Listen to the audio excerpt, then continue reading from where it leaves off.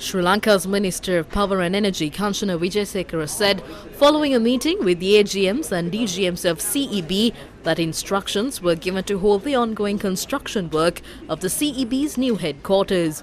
Kanchana Wijesekara further added that it was decided to regulate the fixing of street lamps and operating street lamps. Following the meeting with the minister, the chairman and general manager of the CEB elaborated on the need to increase the electricity tariff. We spend a lot to generate electricity. Sri Lanka doesn't have coal and doesn't have diesel to generate electricity as well. It is the same with crude and naphtha. This has been taking place for years while incurring losses. These are the consequences of selling a unit of electricity for a low price. The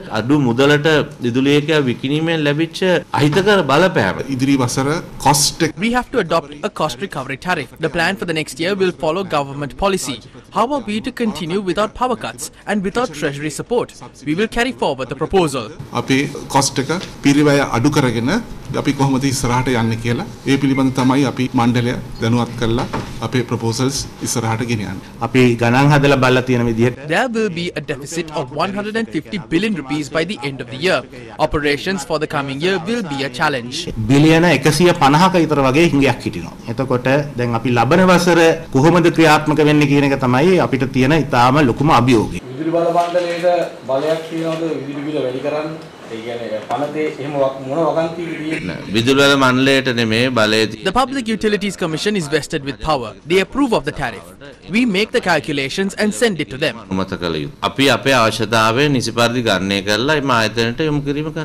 The Public Utilities Commission of Sri Lanka says it cannot allow raising electricity tariffs. The political authority is attempting to incite fear among the people with lengthy power cuts. Those who need to be afraid are not the people, but the politicians. What happened to the President and Finance Minister who cut power for 7 to 8 hours a day earlier this year?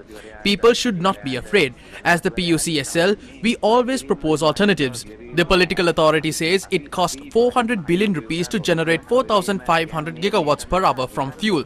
But it cost only 12 billion to generate the same amount using hydropower. If the political authority and other institutions cannot understand this, we cannot solve the issue. If the electricity tariff needs to be raised, it needs to be justified. The PUCSL has the power.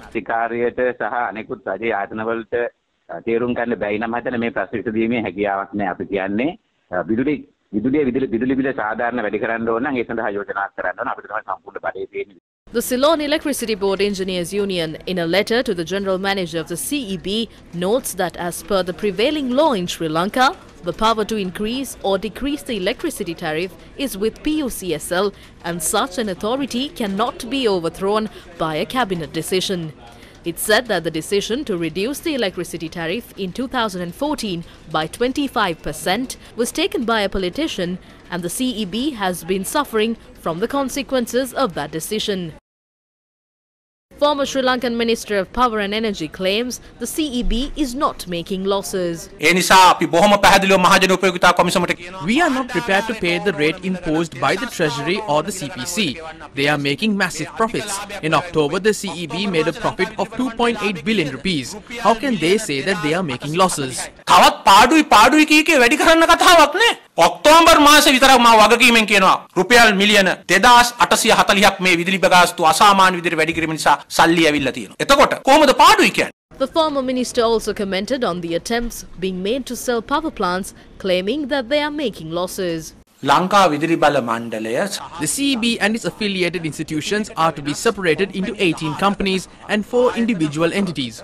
The cabinet has approved the report on this. The most dangerous factor is that they are trying to privatize the water supply. Then water will not be released to Colombo and they will use it to generate power. So what will happen to the people of Colombo? What will happen to the farmer if they decide to continue with power generation and not release water for the harvesting season? මහවැලියේ වික්ටෝරියාව අපි දිගටම දුවනවා අපිට වැඩක් නැහැ යලකන්නේ මහකන්නේට වතුර දෙන එක කියලා කොම්පැනිය කල්පනා කළොත් මොකද වෙන්නේ ගොවියන්ට? The United Left Front says that the current rulers have no mandate to serve the country's resources. ජනවරමක් නැති These bunch of thieves without a mandate cannot take the decision on our motherland. They have no mandate to take decisions about government institutions. They are our common property. Is it their mother's father's estate to sell them? First get the people's mandate saying that they will sell off these entities. If not, you cannot do so. අපි මේ ආයතන විකුණනවායි කියලා. එහෙම නැතුව බෑ.